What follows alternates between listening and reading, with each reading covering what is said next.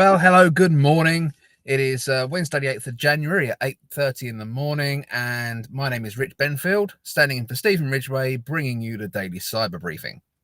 So, in the cyber news overnight, since yesterday, we've had Casio says data of 8,500 people are exposed in October ransomware attack.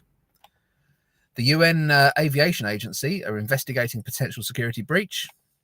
CISA flags critical flaws in Mitel and Oracle systems amid active exploitation. And when is a rat not a rat? So, back to the top. Let's talk about Casio. So, Japanese electronics manufacturer Casio says that the October 2024 ransomware incident exposed the personal data of approximately 8,500 people. The affected individuals are primarily Casio employees and business partners, but there was a small set of customer personal information in the exposed attack. The cyber attack occurred on October the 5th, when ransomware actors employing phishing tactics compromised the company's network and caused an IT systems outage. On the 10th of October, the attack was claimed by the underground ransomware gang, which threatened to disclose confidential documents, financial files, project information, and employee data unless a ransom was paid. Soon after, Casio confirmed that Underground had stolen the personal data of employees, partners, and customers. However, the company did not provide the number of affected people. With the investigation now completed, Casio is in a position to give the full details of the data breach scope. The latest announcement from the company lists the following exposed data. So, there were 6,456 individual employees. Data breached includes name, employee number, email, affiliation, gender, date of birth, family details, address, phone number, taxpayer ID, and HQ system account information. For business partners, there was 1,931 individuals. Again, name, email address, phone number, company name, company address, and ID card information for some. There were 91 individual customers with delivery addresses, name, phone number, date of purchase, and product name for items requiring delivery and installation. And in terms of other leaked data, there were internal docs, including invoices, contracts, and meeting materials. As impacted individuals are identified, they will receive personalized notices about the incident from Casio. Although some employees received unsolicited emails believed to be linked to the ransomware incident and sensitive data exposure, the company says there have been no secondary damage to them, their partners, or customers as of yet. Casio specified that no customer data or credit card information had been exposed to underground ransomware, as their databases holding customer information were not impacted by this incident. The Japanese firm also made it clear that they did not negotiate with the cyber criminals. Following consultation with law enforcement agencies, outside counsel, and security experts, Casio has not responded to any unreasonable demands from the ransomware group that carried out the unauthorized access, explains Casio. As for the impacted services, Casio says that most of them have returned to normal operational status, though some services have not been recovered yet. Meanwhile, although Casio's Casio ID and ClassPad.net platforms are flagged as not impacted by the ransomware attack, those services also suffered a separate breach in October 2024. Well, there you go. Okay, so UN Aviation Agency investigating potential security breach. This is the second article of the morning from Bleeping Computer. We will put all the links in the socials, so you'll find us on LinkedIn and YouTube, I believe, that we're live on with this particular podcast. So, let's talk about the UN Aviation Agency investigating their potential security breach. So, on Monday, so a couple of days ago, the United Nations International Civil Aviation Organization announced it was investigating what it described as a reported security incident. Established in 1944 as an intergovernmental organization, this United Nations agency works with 193 countries to support the development of mutually recognized technical standards. The ICAO, is actively investigating reports of a potential information security incident allegedly linked to a threat actor known for targeting international organizations, ICAO said in a statement. There's a link to the statement in this article if you're interested in aviation security. We take this matter very seriously, and I have implemented immediate security measures while conducting a comprehensive investigation. The UN agency says it will provide more information after it finishes its preliminary investigation into this potential breach. Although ICAO has not yet provided specific details on what triggered this ongoing investigation, this announcement comes 2 days after a threat actor named NATO Hub leaked 42,000 documents reportedly stolen from ICAO on the Breach Forum's hacking forum. According to NATO Hub's claims, the allegedly stolen documents contain names, dates of birth, addresses, phone numbers, email addresses, and education and employment information. Another threat actor says the archive contains 2 gigabytes of files with information on 57,240 unique emails. An ICAO spokesman was not immediately available for comment when contacted by Bleeping Computer earlier today. This comes after another UN agency, the United Nations Development Programme, the UNDP, began investigating a cyber attack in April 2024 after a cyber attack claimed by the 8-base ransomware gang. The UNDP has yet to provide an update on the investigation. Oh, that's not great. That's in a few months' time, that'll be a year. Anyway, in January 2021, the United Nations Environmental Programme, UNEP, also disclosed a data breach after more than 100,000 employee records with personally identifiable information were exposed online. UN networks in Vienna and Geneva were also breached in July 2019 using a SharePoint exploit. The attackers gained access to staff records, health insurance, and commercial contract data in what a UN official later described as a major meltdown. Wow, the UN really needs to get its act together. I had to choose my words carefully there. Okay, next up. This one's from the Hacker News. CISA flags critical flaws in Mitel and Oracle systems amid active exploitation. God, I didn't realize Mitel was still a thing.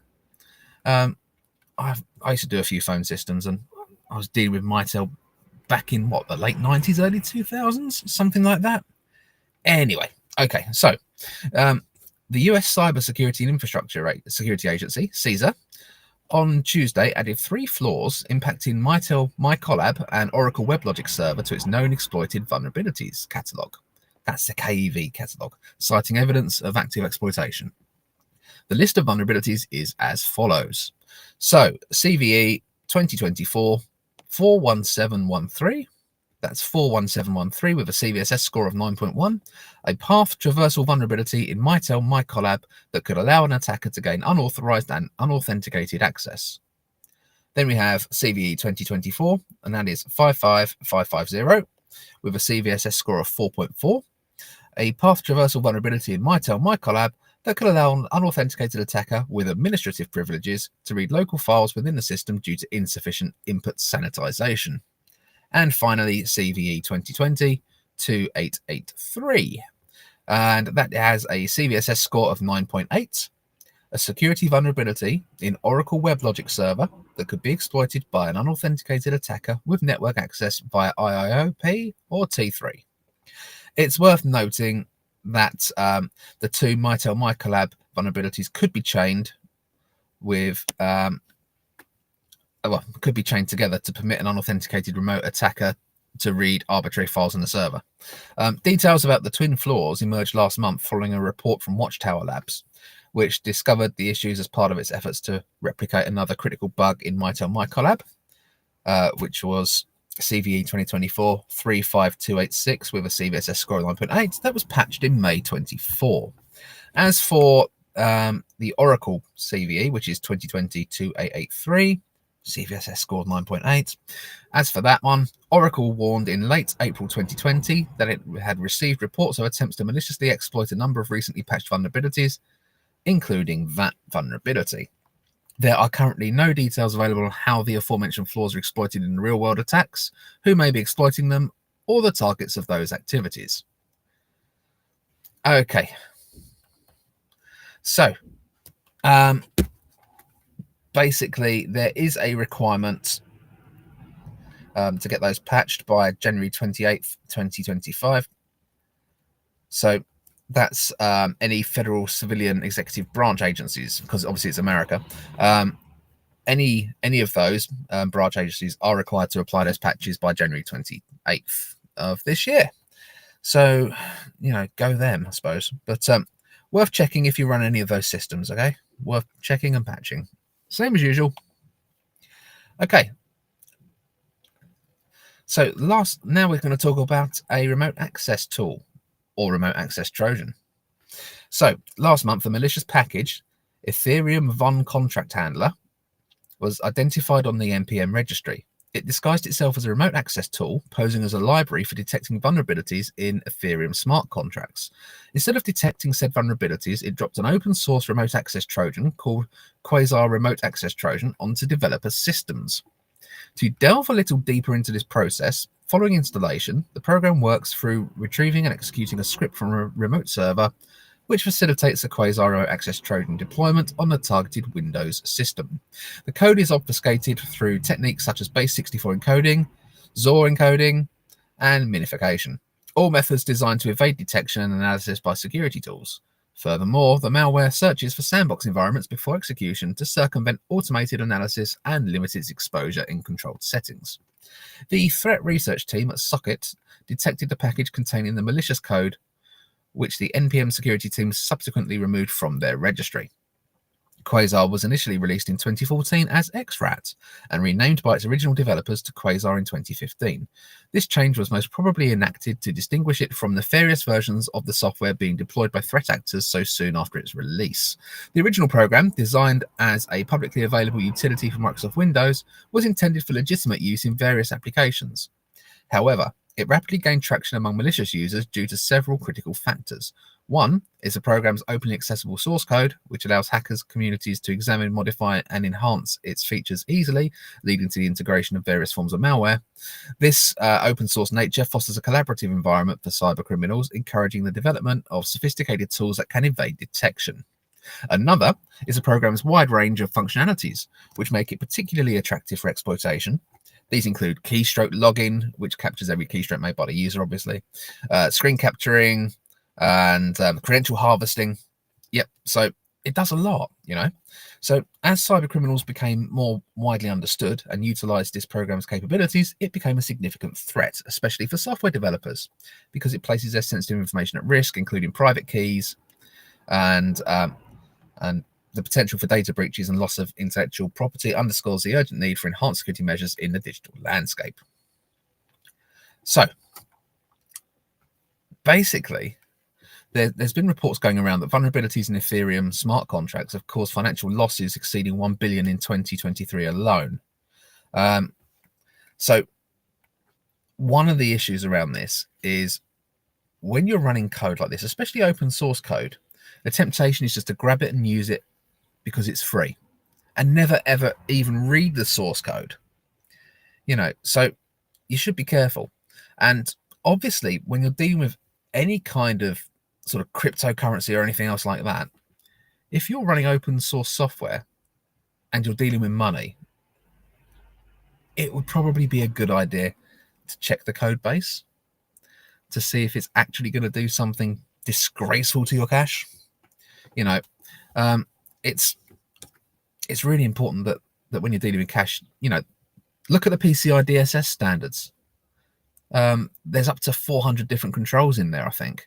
So you've really got to think about why there are 400 controls.